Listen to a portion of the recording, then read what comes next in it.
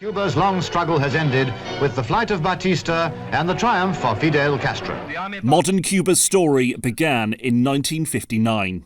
Fidel Castro's rebels took power, ousting dictator Fulgencio Batista, and the US quickly recognized Castro's new government. But initially friendly relations soured as Americans criticized summary trials and executions of Batista loyalists.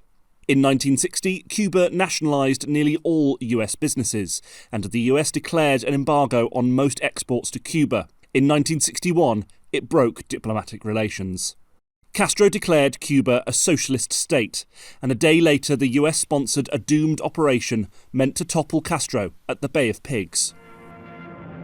In 1962, the world came close to nuclear war, when the Soviet Union put nuclear missiles in Cuba and the US responded with a blockade, a standoff known as the Cuban Missile Crisis. This government, as promised, has maintained the closest surveillance of the Soviet military buildup on the island of Cuba.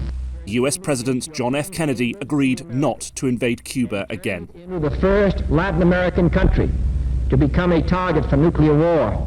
US President Jimmy Carter tried to normalize relations with Cuba when he took office in 1977, re-establishing diplomatic missions and negotiating the release of thousands of prisoners. But the rapprochement was short-lived, with conflicts over Cuba's military mission in Africa, tension caused by Cuban refugees in 1980, known as the Mariel Boat Lift, and the election of Ronald Reagan the following year.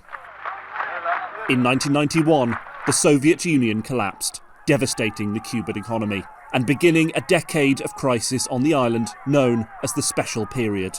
We will tighten the enforcement of our embargo to keep the pressure for reform on, but we will promote democracy and the free flow of ideas more actively.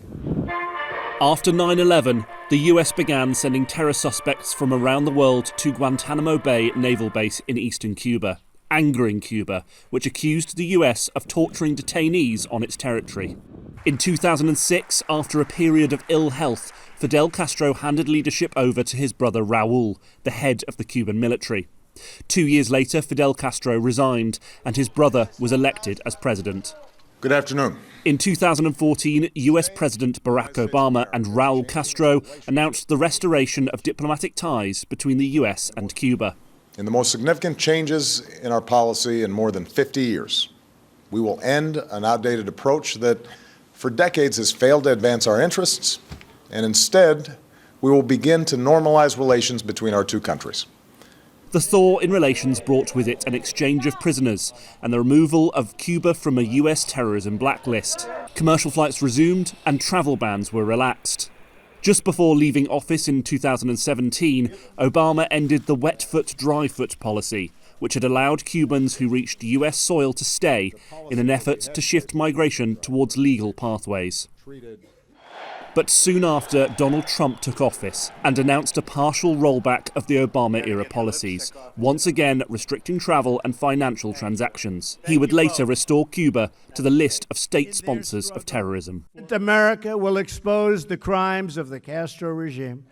Meanwhile, tensions rose over mysterious health issues affecting US diplomats called Havana Syndrome. The US withdrew most of its embassy staff from Cuba, leaving a skeleton crew in place. Joe Biden's administration reversed many of Trump's decisions, even as shortages of food and medicine in Cuba sparked protests against the government and the ruling Communist Party. The protesters called for freedom and human rights. In the final days of his presidency in January 2025, Biden once again removed Cuba from the list of terror sponsors in exchange for the release of political prisoners. Trump reversed that decision within hours of taking office. He also blocked energy supplies heading for Cuba and in early 2026 captured Venezuelan President Nicolas Maduro, removing Cuba's main source of oil. This led to blackouts and deepening poverty and hunger as farmers struggled to produce food. Trump also ramped up his rhetoric. Cuba, which we will be taking over almost immediately.